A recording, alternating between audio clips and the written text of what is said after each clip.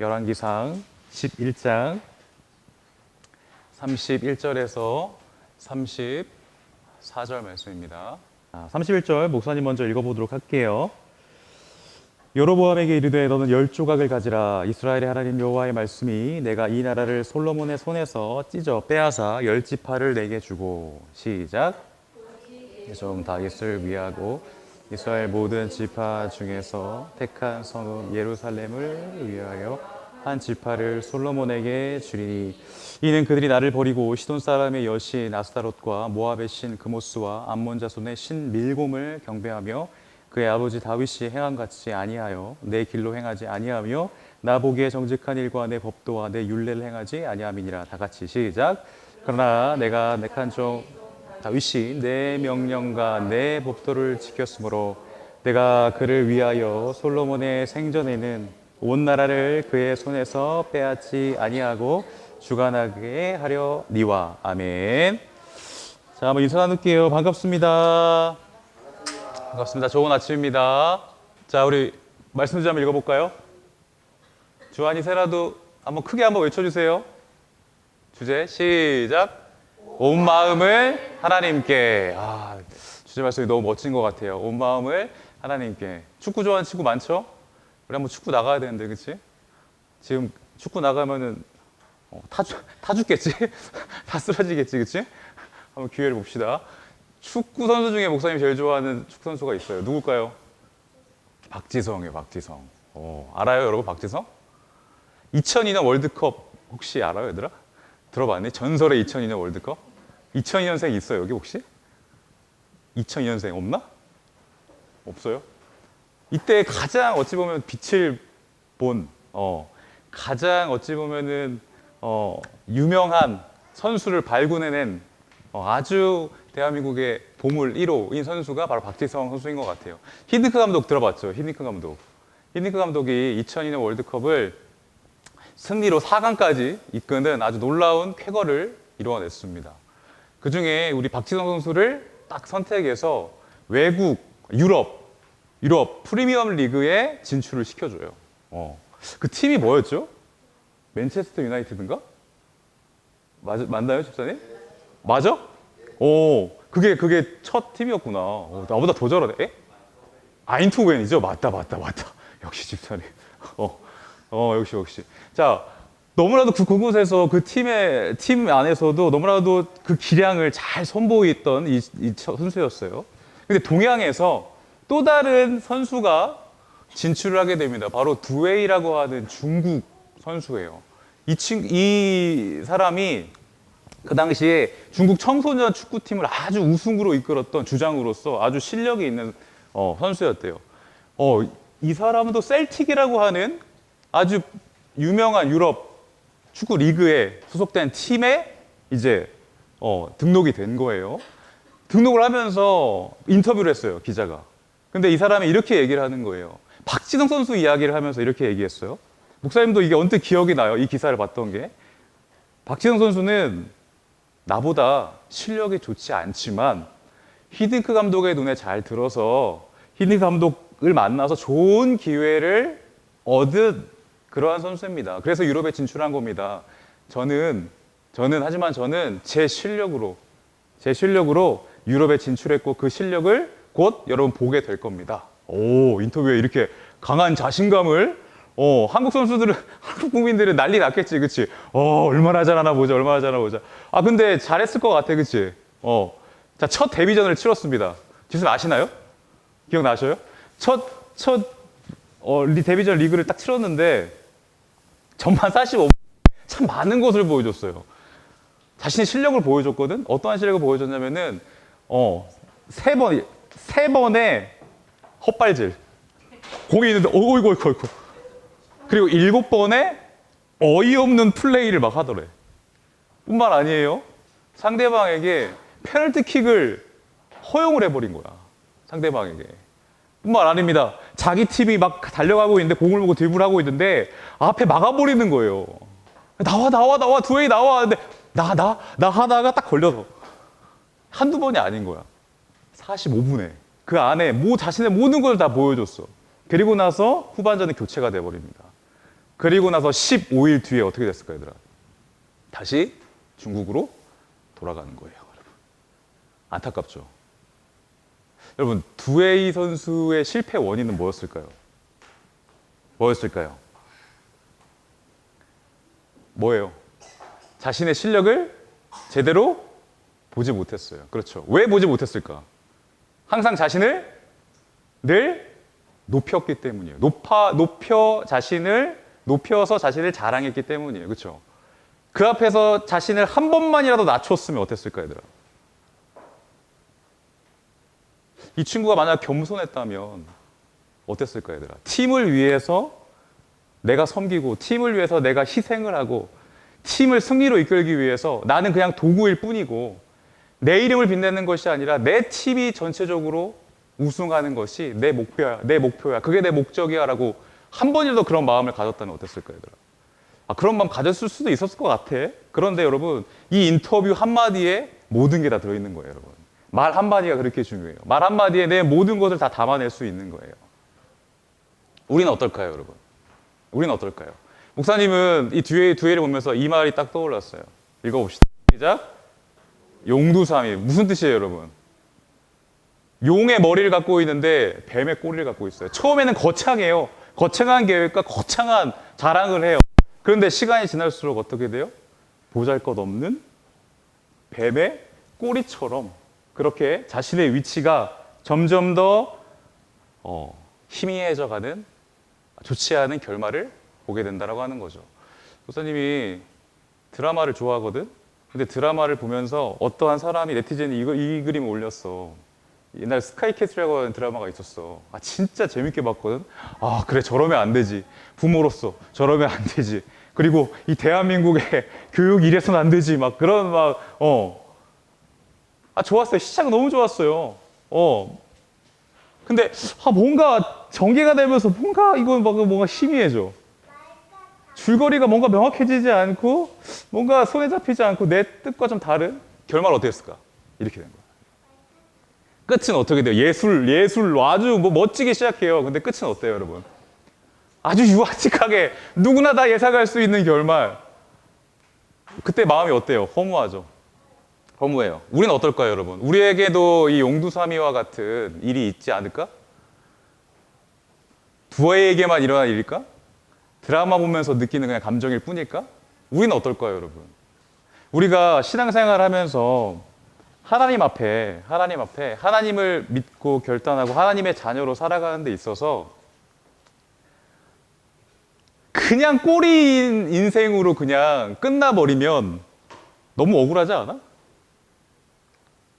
아무런 나는 용의 머리가 되겠다라고 하는 마음과 다짐이 있지 않고 그냥 나는 뱀의 꼬리로서 그냥 미약하게 살아가야겠다. 하나님 앞에서 이런 건 겸손이 아니에요. 한번 용의 머리가 돼봐야 돼요, 여러분. 하나님 앞에서 결단을 해봐야 돼. 그리고 하나님을 강력하게 만나는 경험도 한번 해봐야 돼요. 정말 그 하나님 나와 함께 하셨고 나를 기다리셨고 나를 도우시고 이끄시고 인도하시고 함께 하셨던 그러한 분이었군요. 살아계신 하나님이었군요. 한번 느껴봐야 된다고. 근데 더 중요한 건 뭔 줄 알아요? 그 용의 머리를 지키지 못하고 이 뱀의 꼬리로 돼버리는 거예요. 이상하지? 읽어볼게요. 우리가 용두사미가 되지 않기 위하여서 어떻게 하면 좋을까요? 읽어볼게요. 시작. 마음을 다해 하나님을 높이라. 간단하죠. 하나님을 높여드리면 되는 거예요. 우리의 일생이. 왜냐하면 하나님의 크심, 하나님의 높으심, 하나님이 우리를 통해 예수님을 통해 이루실 그 모든 일들, 그 사역들을 하나하나 발견하지 못하고 그 앞에서 자기 자신을 내려놓지 못하잖아? 그러면 우리의 인생은 결국에는 용두사미가 돼버릴 거예요. 내 힘으로, 시작은 내 힘으로 뭔가 거창하게 시작하는 것 같지만 실질적으로 뱀의 꼬리에 미약한 그러한 결실을 맺게 된다는 겁니다. 그러한 삶을 살았던 사람이 있어요. 바로 솔로몬이에요, 여러분. 솔로몬의 이야기를 굉장히 많이 하죠, 목사님이 몇 주에 걸쳐서. 솔로몬이 우리에게 준 업적도 있지만 굉장히 큰 안 좋은 그러한 업적도 굉장히 많다라고 하는 거예요. 그의 결말을 보면은 쉽지 않아요. 그의 결말을 보면 과연 이 사람에게 구원이 있을까 싶을 정도로 너무나도 허망하게 하나님에 대한 마음을 저버리는 사람이에요. 그런 걸 경험하면서 하나님이 주신 모든 영광을 하나하나씩 걷어가는 것을 보면서 자기 자신이 갖고 있었던 이 모든 것들이 다 허망하고 허망하다라고 낭망을 하면서 썼던 자서전이 뭐였어요? 전도서였어요. 그렇죠? 우리의 모습이 모든 것을 얻기 위해서, 유익을 얻기 위해서 배고파하면서 찾아다니는 여우의 모습과 같다고 했어요, 여러분. 채워도 만족이 되지 않는 부분. 거기서 우리는 끝나야 되나요? 그렇지 않죠. 하나님으로만 만족할 수 있는 부분이 나에게 있구나. 하나님이 채워주셔야만 하는 부분이 있구나라는 것을 알고 그 낭망 속에서 누굴 보라고요? 예수 그리스도. 예수님을 바라보라고 했잖아요. 하지만 솔로몬은 모르겠습니다. 정말 발견했을까 싶을 정도로 너무나도 안타까운 인생을 보여주었어요. 하나님을 사랑했던 마음이 점점 사그라들어갑니다. 우상을 섬깁니다. 우상을 섬겨요. 자신이 하나님께 받은 지혜와 여러 가지 물질과 많은 그러한 명예와 그러한 권한을 받았지만 그걸 통해서 다른 나라와 무역을 하고 조공을 받으면서 막대한 부를 쌓아왔지만 이 재물로 결국에는 백성들의 삶을 평안하고 그들을 안식으로 이끌고 그들의 삶을 회복시키는 일이 아니라 그들의 희생을 등에 업고 자신의 배를 불리우는 악독한 왕으로 변질이 된다라고 하는 사실이에요. 원래 하나님이 계획하셨던 나라와 다른 통치를 보여줘요. 다른 신들을 가까이 하지 말라라고 2번이나 찾아오셔서 솔로몬에게 말씀하셨어요. 여러분, 우상 숭배가 이렇게 위험한 거예요, 여러분. 왜냐하면 마음이 나뉘거든. 마음이 나뉘어요. 마음이 나뉜다는 건 뭐예요? 하나님을 둘로 나눈다는 거예요, 여러분. 마음을 다해 하나님만을 섬긴다라고 결단하고 그 삶을 유지하지 않으면 우리의 마음은 자연히 나뉘게 되어 있어요. 하나님이 아닌 다른 것을 보게 되어 있어요. 왜 우상숭배를 하나님이 이렇게 싫어하실까요, 얘들아? 우상숭배는요, 하나님을 활용하는 거거든요. 우상숭배는 하나님을 활용하는 법이에요. 이때 보여지는 우상에게 절을 하는 거, 이것도 우상이지만 난 절 안 하는데요? 하지만 내 안에 우상이 얼마나 많은데, 얘들아. 하나님이 아닌 그 어떤 것도 우상이 될 수 있어요. 왜? 그걸 이루기 위해서 하나님을 활용하는 것 자체가 우상이거든. 하나님 자체를 우상으로 만들어버리는 것도 우상 숭배거든요. 하나님을 이용해요. 하나님을 활용하는 거예요. 하나님을 둘로 나눕니다. 하나님을 향해 두 마음을 품어요. 하나님이 아니면 이걸로 하지 뭐. 하나님께만 온전히 의지하지 않으니까 내 전심이 아니라 그 전심이 반으로 쪼개져서 반심이 되는 거예요. 왕들의 모습을 보면요, 여러분. 전심으로 하나님을 사랑했던 왕이 있는 반면에 반심으로만 반은 세상에 걸치고 반은 하나님께 있는 그것마저도 유지하지 못하는 왕들이 너무나도 많습니다. 그래서 나를 섬기기 위해서 신의 마음을 달래고 흥정하고 거래하는 행위가 바로 우상숭배예요, 여러분. 하나님은 그렇게 이용당하셔야 할 분이 아닌 거죠. 뭔가 필요할 때만 하나님을 찾고 나에게 달려오셔야만 하는 그러한 어떠한 도우미의 역할로 하나님은 계시는 게 아닙니다. 자, 문제가 생겨요, 여러분. 네가 내 명령대로 하지 않으니까 내가 너에게 준 그 나라를 나는 반으로 쪼갤 거야. 내가 내게서 나라를 빼앗아서 여로보암에게 줄 거다. 누구라고요? 따라해봅시다. 여로보암. 따라해봐. 시작. 여로보암. 중요한 인물이에요. 여로보암. 이 여로보암은 솔로몬의 충신이었어요. 굉장히 솔로몬을 위해서, 나라를 위해서 애쓰고 헌신했던 사람이었어요. 그 사람에게 선지자 아이야를 통해서 하나님이 전한 거예요. 그 12지파에서 10지파를 너에게 줄 거야. 너를 왕으로 세울 거야라고 이야기를 하는 거예요. 여러분, 이 소식을 솔로몬이 들었을까, 안 들었을까? 들었어요. 그래서 솔로몬이 어떻게 한 줄 알아요, 여러분? 그걸 인정했을까, 아니 인정하지 않았을까? 인정하지 않아요. 그래서 누굴 죽이려고 해요? 여로보암을 죽이려고 하는 거예요, 여러분. 여로보암은 깜짝 놀라서 애굽으로 피신을 합니다, 여러분. 여러분, 이 솔로몬의 모습이 누구의 모습과 같나요? 우리 앞서 본 왕, 첫 번째 왕 누구예요?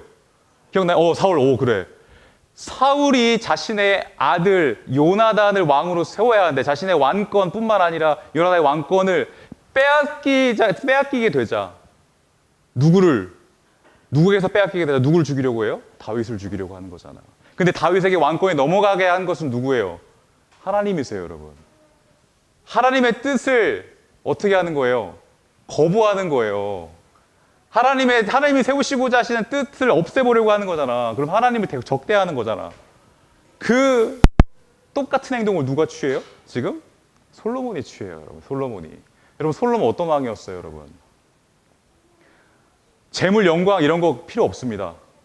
자기가 제일 먼저 하나님께 원했던 건 뭐예요? 듣는 마음이에요. 지혜예요.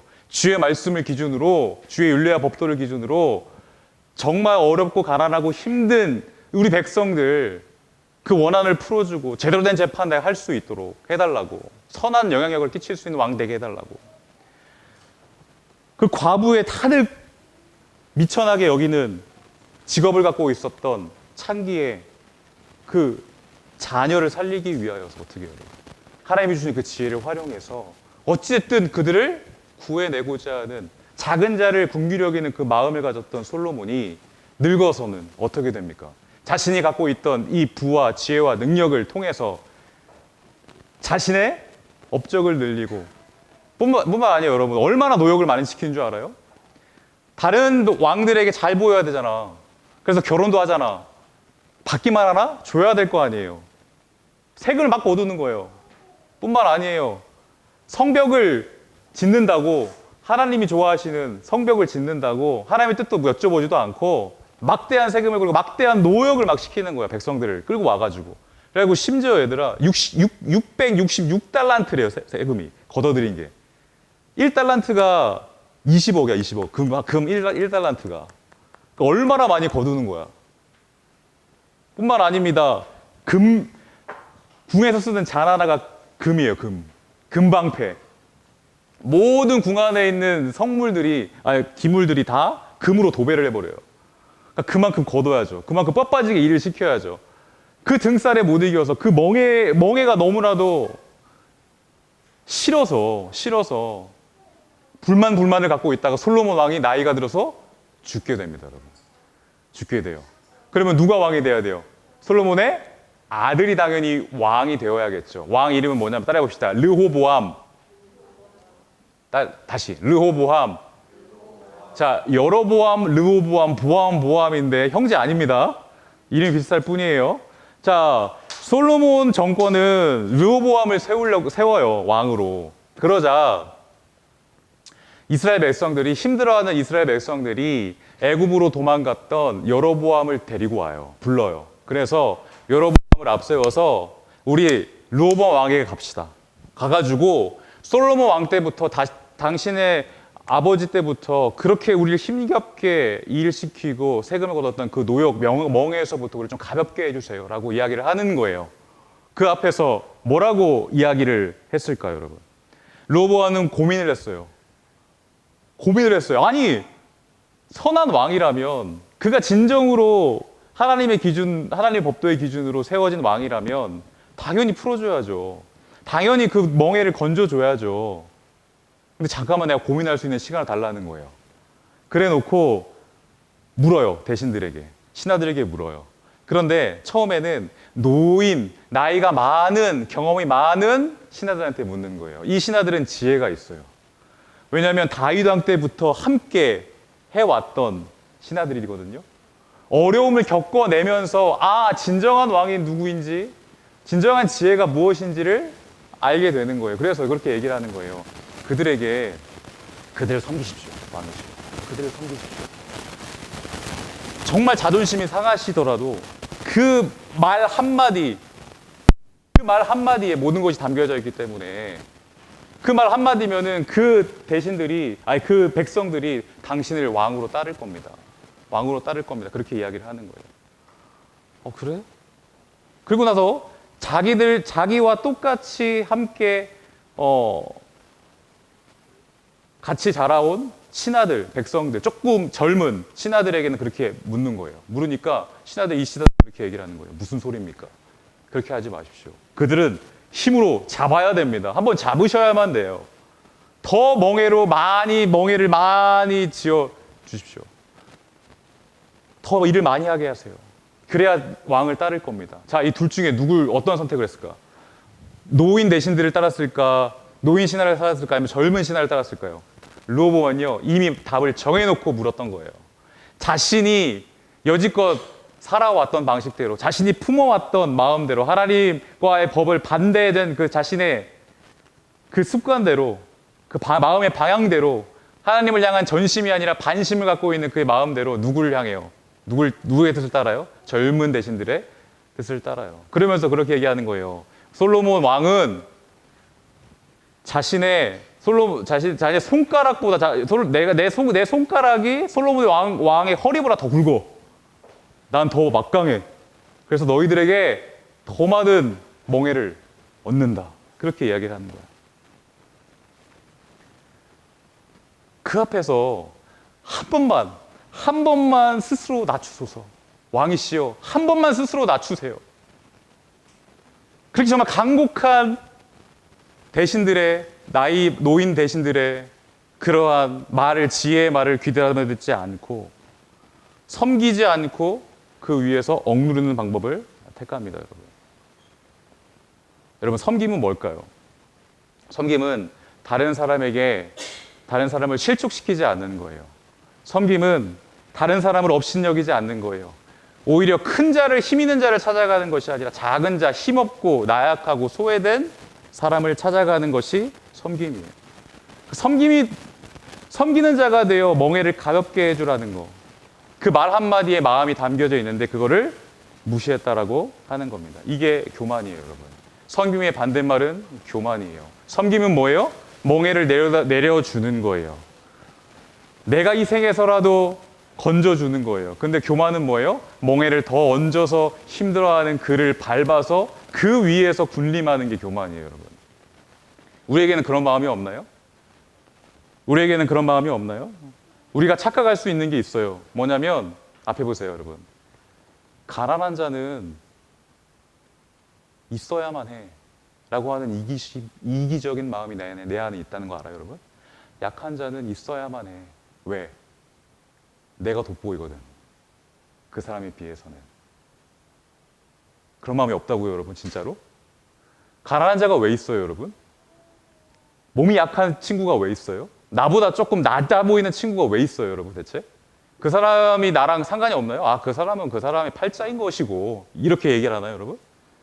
아니에요. 예수님은요, 그 나약하고 약한 가난한 자를 돌보지 않는 게 곧 나를 대하는 것과 똑같다라고 이야기를 해요. 무슨 얘기예요, 여러분? 우리는 가난한 사람과 연결되어 있다고. 약한 사람이랑 연결되어 있다니까? 상관없는 사람이 아니라는 거예요. 하나로 연결되어 있어요, 우리는. 왜? 내 죄 때문이거든. 나의 악함 때문에 가난이 생긴 거예요, 여러분. 이해가 안 가죠? 내 죄 때문에 불공평이 생긴 거예요, 여러분. 내 죄 때문에 의가 무너지는 거예요. 내 죄 때문에 가난한 자가 생기는 거예요. 내 죄 때문에 아픔과 상처가 생기는 거예요, 여러분. 원래 우리가 지었던 그 죄 때문에, 죄의 결과가 이렇게 악한 짓을 낳게 된 거예요, 여러분. 예수님이 가난한 자를 외면하는 것은 나를 외면하는 거야 라고 이야기를 하세요. 근데 우리는 예수님도 그 가난한 자와 연결되어 있다는데, 그럼 우리는 예수님도 그 얘기를 하시는데 우리는 그러면 아예 그냥 우리가 가난한 자 아니에요, 여러분? 따지고 보면 우리가 결핍된 자, 우리가 나약하고 흠이 많은 자, 우리가 아니에요, 여러분? 근데 왜 외면하냐고. 사람을 대할 때, 일을 대할 때 어떻게 대할 거예요, 여러분? 어떻게 될까요? 이 앞에서. 여러분, 우리는 왕 같은 제사장이래요. 성경에 보면. 우리를 왕으로 세우셨대요. 하나님의 자녀가 된 이상 왕이래요, 왕. 어떤 왕으로 살아갈 건데? 군림하는 왕 살아갈 거예요? 그럼 예수님이 오셔서 십자가에서 왜 돌아가셨어요? 왜 섬기려고, 섬기면 곧 희생이거든? 왜 죽으러 오시냐고, 그 왕이. 모든 걸 군림하시고 누리시고 우리가 갖다 주는 거 받으시고 우리한테 선물 막 주시고 그런 왕으로 그냥 사시지. 왜? 왜 그럴까요, 여러분? 사랑과 관심으로 대하는지 아니면 상대방을 나의 어떤 유익으로 나에게 유익을 주냐 안 주냐에 따라서 내 친구다, 내 사람이다라는 걸 딱 결정해버리는 그러한 삶의 방식. 솔로몬 왕뿐만 아니라 그 아들 르호보암도 마찬가지로 이렇게 변하게 되는 거예요. 그래서 어떻게 됐을까요, 여러분? 어떻게 될까요? 둘로 쪼개집니다, 여러분. 르호보암을 따랐던 사람들은 그 남유다에 남겨져 있고 북이스라엘이란 나라를 세워버려요. 누가? 여로보암과 여로보암을 따르는 백성들이 말이야. 나뉘어져 버려요. 이게 곧 하나님의 마음이에요, 여러분. 솔로몬과 르호보암이 하나님을 둘로 나누고자 했던 그 시도 가운데 전심으로 하나님 한 분만을, 한 나라 한 왕이신 하나님을 반으로 잘라버려서 반쪽 마음만, 반신만 갖고 있는 그의 방식대로, 그들의 방식대로 살아가는 모습을 보면서 하나님은 이게 내 마음이야 라고 하면서 반으로 쪼개버리는 거예요. 하나님이 세우신 나라예요. 스스로 반으로 쪼개세요. 얼마나 마음이 아프셨을까. 그럼에도 더 중요한 건 뭐예요? 하나님의 약속은 이루어진다는 거예요. 내가 남유다에 두 지파를 남겨서 한 지파를 남겨서 그 한 지파를 통해서 진정한 왕을 보낼 거야 라고 이야기를 하십니다. 다시 회복시킬 거야. 그 회복을 시킬 때까지의 과정에 정말 무수한 왕들이 바뀌어요, 여러분. 정말 많이 바뀌어요. 근데 딱 두 갈래야. 성경은 그렇게 이야기를 해요. 세상은 정말 무역을 잘하고 정말 돈 많이 벌게 해주고 나라를 잘 살게 해주는 그 나라를 최고의 왕이라고 여기지만 성경은 뭐라고 합니까? 그런 거 상관없어요. 다윗의 길을 다윗 왕이 세운 그 법도와 윤례대로, 하나님의 윤례와 법도대로 그 나라를 경영하는가 안 하는가, 그 뒤를 따르는 왕이냐 아니냐, 이 두 가지만, 이 기준으로 두 왕이 나뉘는 거야, 여러분. 우리도 마찬가지인 거예요. 여러분. 다윗은 어땠어요, 여러분? 다윗은요, 하나님의 목적이었어요. 하나님이 방편이 아니었다고, 하나님이 도구가 아니었다고. 근데 사울왕은 어땠어요, 여러분? 하나님이 도구였어요. 하나님이 방편이었다고. 솔로몬도 어땠어요? 나중에는 하나님을 방편으로 해버려요. 자기가 누리고 있는 모든 것이 자기 것으로 알아요. 그러니까 영광을 거두어 가시잖아. 그러면서 허무하다 라고 하는 거잖아. 그러면서 너희들은 그렇게 살지 말아라 라고 하면서 우리에게 얘기해 준 게 전도서였잖아요, 얘들아. 다윗은요, 소원이 있었어요. 이거하고 마칠게요, 여러분. 소원이 있었어요. 어떤 소원이었을까? 성전 지어드리는 게 소원이었어, 성전. 왜? 난 참 왕이 아니야. 하나님이 진짜 왕이야. 너희들의 주인이야. 너희들의 아버지야. 라는 것을 기억하게 하기 위해서 성전을 지어드리고 싶었던 거예요. 난 아니야. 나 왕 아니다. 진정한 왕 아니다. 그냥 난 관리인이다. 왕은 하나님이야. 그걸 성전을 지어드리려고 하시잖아. 근데 하나님은 그거를 너희 마음 다 안다라고 하시면 그 마음만 받으시고 그 다음 솔로몬에게 그 영광을 주시는 거예요. 근데 솔로몬은 다 망가뜨려 버리잖아요, 얘들아. 여러분. 우리도 마찬가지입니다. 내 안에 하나님을 활용하고 싶어하는 하나님을 이용하고 싶어하는 마음이 우리 가운데 있어요. 근데 우리는 하나님의 목적이어야만 돼요. 하나님이 도구가 되는 이상 우리는 용두사미가 돼버려요. 우리 인생이 그렇게 돼버린다고. 여러분, 내가 도구입니다. 목적을 위해서, 하나님을 위해서 도구가 좀 망가지면 어때요, 여러분? 그렇죠.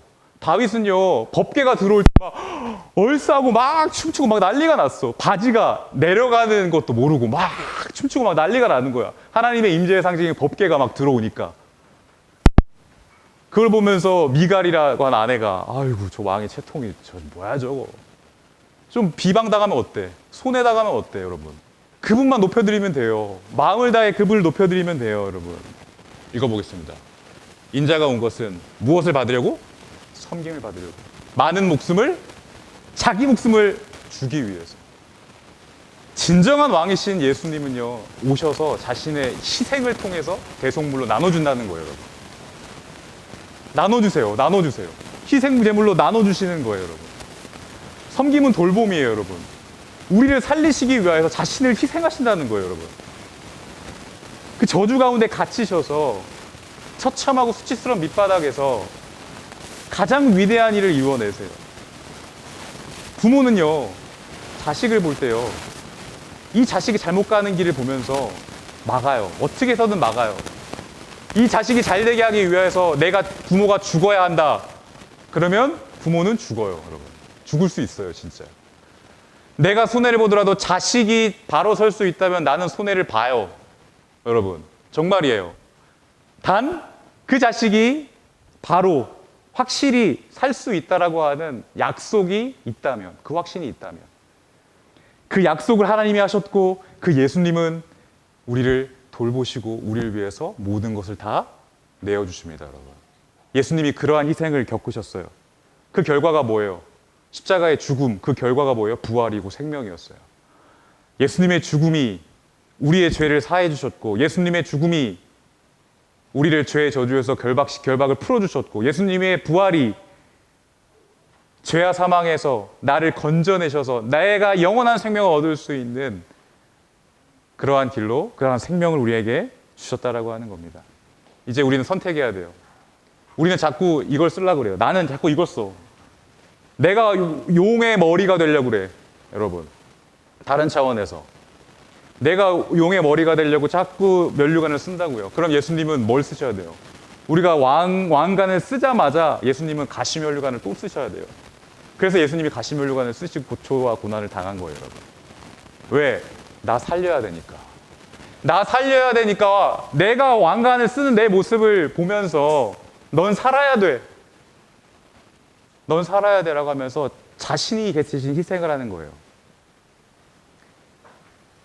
이걸 안다면 우리는 예수님께 왕관을 씌워드려야 돼요. 이제부터는.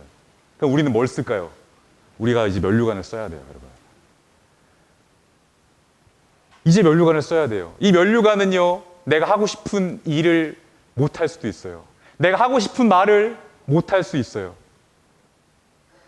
죽는 길이거든. 희생하는 길이거든. 날 낮추는 길이거든. 다른 사람을 섬기는 길이거든. 나라고 하는 사람이 다른 사람을 위해 존재하는 사람이 되어버리거든. 예수님만을 위해서 살아가는 존재가 되어버리거든. 이 가시면류관을 쓰는 순간, 여러분. 손해인가요, 그게? 아까 얘기했잖아요. 도구가 좀 망가지면 어때요, 여러분? 하나님이 우리가 내버려 둘까요? 그 영광에 같이 참여시키세요, 여러분. 그 영광에 같이 참여시킨단 말이에요. 결코 용두사미로 만들어지지 않으세요. 이 가시면류관을 쓰는 순간 말이야. 따라해 봅시다. 왕관은 예수님께, 면류관은 내가. 미안. 가시관은 내가. 기도할게요. 하나님, 둘 중에 우리는 무엇을 선택해야 됩니까? 르호보암의 그 선택이 힘으로 억압하여 남을 군림하여 살아가는 모습 안에서 우리의 모습을 보게 됩니다. 힘없고 외롭고 약하고 소외된 이웃에게 손잡아주지 못하고 말 한마디로써 그들을 세워주지 못한 내 안에 있는 이기심과 연약함을 용서하여 주시옵소서. 진심으로 섬김의 마음으로 희생을 각오하시며 희생을 하심으로 이 땅에 오셔서 우리에게 자신의 모든 것을 다 쏟아내신 그러한 예수님을 이제는 우리가 높여드릴 차례입니다. 그 가시관 우리가 쓰겠습니다. 예수님을 따르기 위해 우리는 희생을 각오하는 인생 살아가게 하여 주시옵소서. 그것이 곧 영광이고 그것이 곧 우리가 사는 길임을 우리 친구들이 알기를 원합니다. 이제는 우리 구원하신 예수 그리스도의 은혜와 하나님 아버지의 무한하신 사랑과 성령 하나님의 인도하심과 교통하심이 마음을 다해 하나님을 높이고 섬김으로 하나님만을 따르기로 이 시간 함께 결단하기 원하는 우리 사람들의 교회의 어린 심령들 머리머리 위에 또 함께한 우리 선생님들의 머리머리 위에 지금부터 영원까지 함께 있을지어다. 아멘.